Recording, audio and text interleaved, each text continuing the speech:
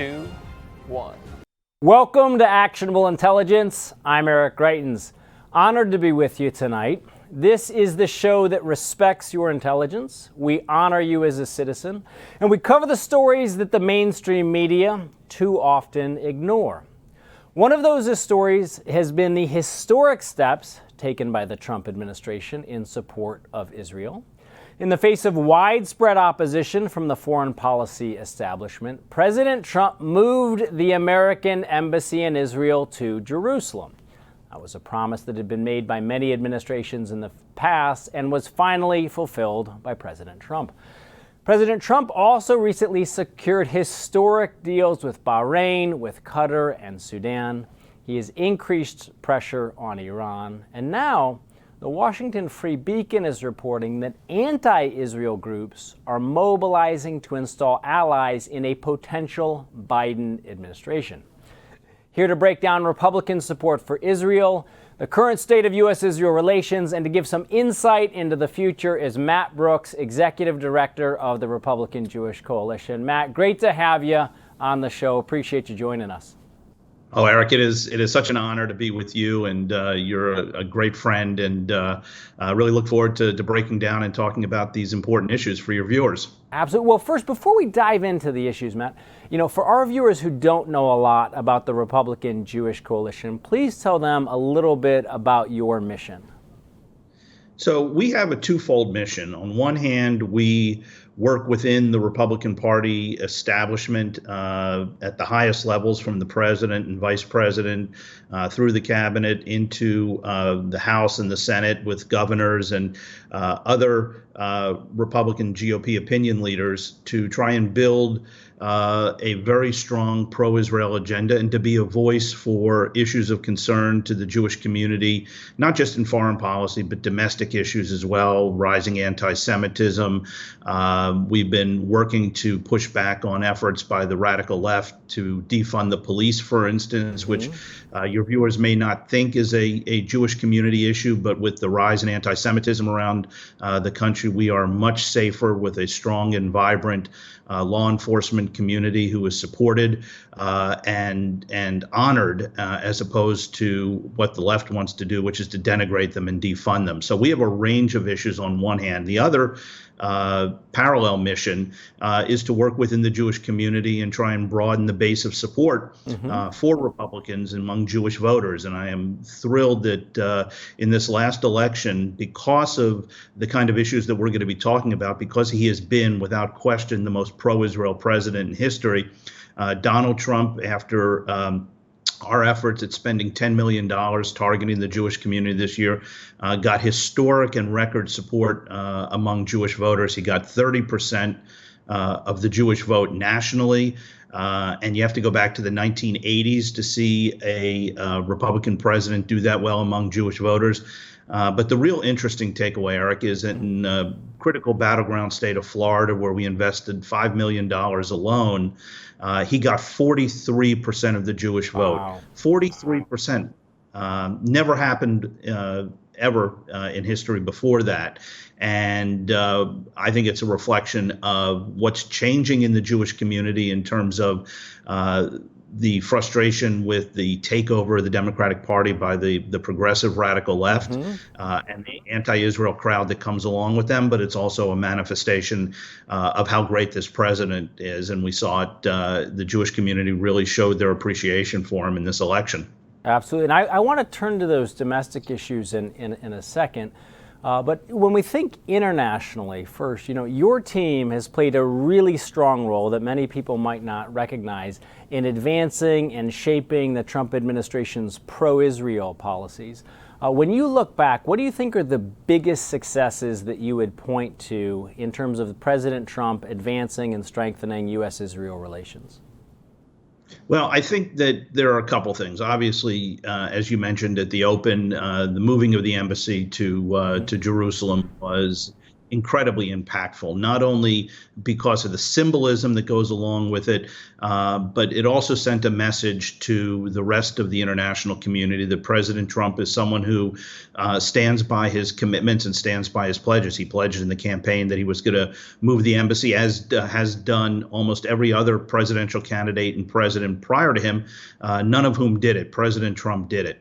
But, I think one of the other aspects that is absolutely critical is what he did on the Iran deal. And in both of these cases, pulling out of the Iran deal and moving the embassy, it really says a lot about who President Trump is, because if you can imagine, literally every single person, almost every single person around the president, including his Secretary of Defense, his Secretary of State, his Director of National Intelligence, his CIA director, all of them were telling him, Mr. President, you can't move the embassy, you can't end the Iran deal.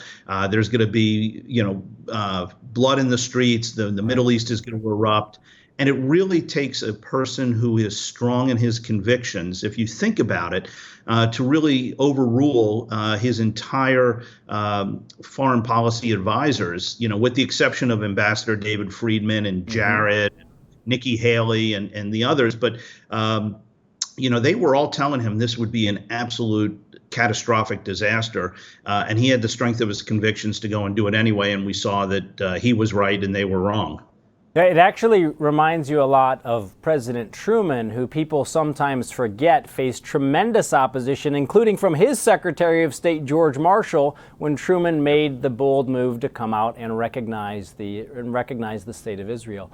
Matt, let's turn domestically for a second. I think, given everything that's happened over the summer, people have been focused on coronavirus. They've been focused on these defund the police movements. They saw a lot of riots, looting, arson across the country. One of the other trends that I think people haven't seen as much of and hasn't been covered in the mainstream media has been this rise in anti-Semitism around the country, especially on a lot of college campuses. Talk a little bit about what you're seeing and about what the Republican Jewish Coalition is doing to counter that across the country. Well, again, thank you, Eric. This is another terrific success by the president, who has done more to combat anti-Semitism, to speak up and actually do things of substance than any other president in history.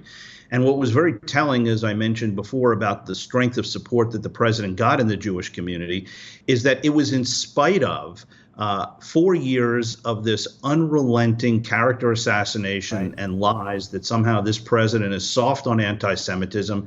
He coddles neo-Nazis and white nationalists, which is absolutely absurd. And I was fortunate enough to be with him at the White House when he signed his executive order giving Title VI protection to Jewish students on college campuses who face anti-Semitism. And as a result of that action, he has made Jewish students safer and more secure on college campuses in the face of rising anti-Semitism. And, with the BDS movement, there's only one constituency in the United States that's pushing for BDS, and that's the radical progressives on the left. And this president has been an absolute bulwark in pushing back and making sure that people know that BDS equals anti-Semitism and that he's not going to tolerate anti-Semitism. You draw that in stark contrast to what we see on the streets of our cities, which you mentioned before. Look at the abject failure of leadership by Democratic mayors like Bill DeBlasio, in which, Jews are beaten horribly just by walking on the streets of Brooklyn.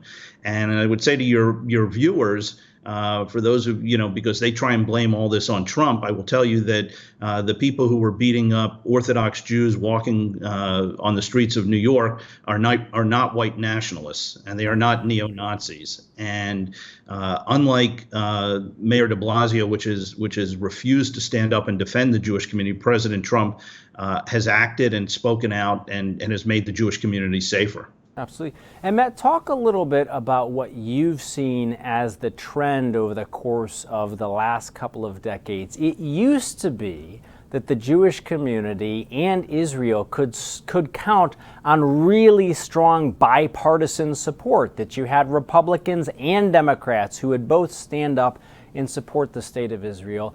We've seen, though, I believe, a creeping in the Democratic Party of not just some radical leftists, but even the welcoming and the embrace of members of the House of Representatives who will often, voice sentiments that sound explicitly anti-Israel. Where do you think this is coming from, and where do you think it's going? Well, I think it's coming clearly from the rising influence of the progressive left within the Democratic Party, and we don't have to look too far to see what's happening in real time. Say, for instance, in the Georgia runoff with Reverend Warnock, who is a friend and supporter of Reverend Jeremiah Wright, who has called Israelis birds of prey, who has likened Israel to an apartheid state. Who has shown his virulent anti-Israel bona fides, and he's a product of that, that radical left, and we see it in the defeat of, Eliot Engel, who was the chairman of the House Foreign Affairs Committee, a longstanding Jewish pro-Israel member of Congress, beaten by an AOC-supported progressive Jamal Bowman. And time and again, we're seeing the shift in the Democratic Party as the progressives take more and more control of the party, which they are doing. We see them moving further and further away from Israel. And I will tell your viewers, to think about it in this context. Eric, as you know, because you've done so many of these events and dinners and speeches, any Republican can walk into any Republican political event and say, I stand with Israel, and it's an automatic standing ovation. It's an automatic applause line.